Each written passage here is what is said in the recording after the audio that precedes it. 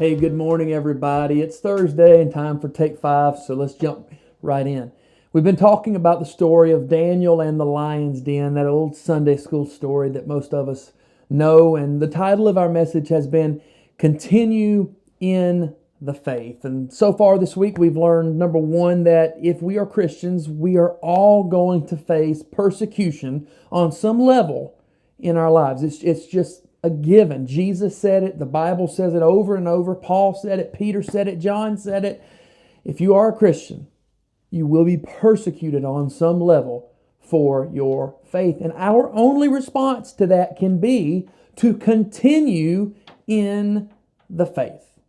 Now, the thing about continuing in the faith is, in order to continue in something, it means you had to have been previously doing something already.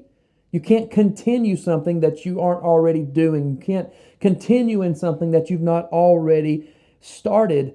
And we see a picture of this with Daniel, how he could continue in the faith because he had been walking in the faith for years. The Bible says in Daniel 6:10, it says, when Daniel knew that the document had been signed, he went to his house where he had windows in his upper chamber open toward Jerusalem. He got down on his knees 3 times a day and he prayed and gave thanks before his God. Now, that sounds great.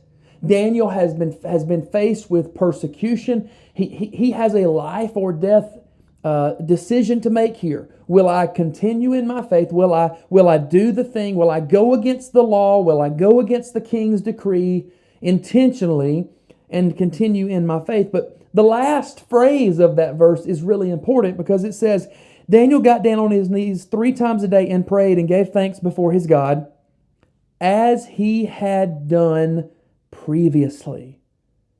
And why is that important? It's important because I don't believe Daniel would have had the faith to stand up to persecution had he not already been walking in the faith daily for years. Daniel, in this story, by this time is an old man, and here we see that it was his custom, and had been for years, to get down on his knees and pray at least 3 times a day. He was an active, faithful member and servant of Jesus Christ. He followed Christ. He built a relationship with Christ. He had strong faith because he was working out that faith. And so then when the time of persecution came, he had strong enough faith to stand up to that persecution. And what bothers me about many of the Christians that are in my life that I see today is we know that we are destined to face persecution for Christ. And if our answer and response to that must be to continue in the faith, I'm worried that many of us don't have the faith to continue in the first place. I'm worried that most Christians that I know aren't walking out their faith daily, so when they're faced with persecution, they're not going to have anything to continue in. I hope that makes sense. If you are not actively walking out your faith and living out your faith, building a relationship with God, strengthening your faith daily, there's nothing for you to continue in when you face persecution. And then what happens to you then?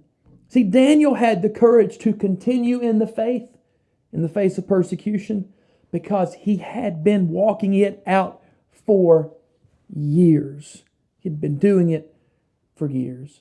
You all know that story I told you Sunday morning of that someone that came to me and asked me to pray for them that God would give them the freedom to worship like I had. And I told them I could not do that. That's not something that God gave me, a freedom to worship, that I had to work on that. That early on in my learning how to worship, I had to get over the fear of what other people would think. I had to build the courage, strengthen my faith to a point where now I just don't care. It's not something that just came in the moment. It's something that I have built and worked on for years. And our faith has to be the same way. If we are going to continue in the faith when we face persecution, we need to be continuing in it right now. We need to be walking it out. We need to be living it. We need to be strengthening our faith, strengthening our relationship with God so that when we face persecution, we have something to continue in. Let me ask you, if you face persecution today, will you have anything to continue in? Have you been walking out your faith? If you face persecution today, will you have the courage, because you have been strengthening your faith for years, to stand up?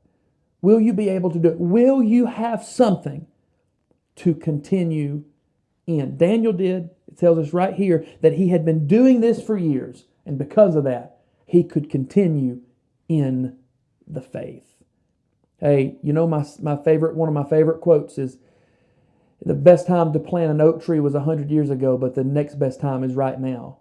So if you're one of those people that you say, you know, truthfully, I haven't been walking out my faith. I'm saved. I gave my heart to Christ a long time ago, but I've not been living it. I've not been walking it out. And if I faced persecution today, I'd have nothing to continue in. And start today. Right now, when you get off this video, stop, read a chapter of the Bible. Spend 5 minutes praying. Start small, but start building something that you can continue in when you face persecution. Hey, we got one more day together. Come back tomorrow. Friday is always the least viewed day. But come back one more time. Let's put a bow on this thing. Let's wrap it up. And let's get ready to go into the weekend. Looking forward to Sunday.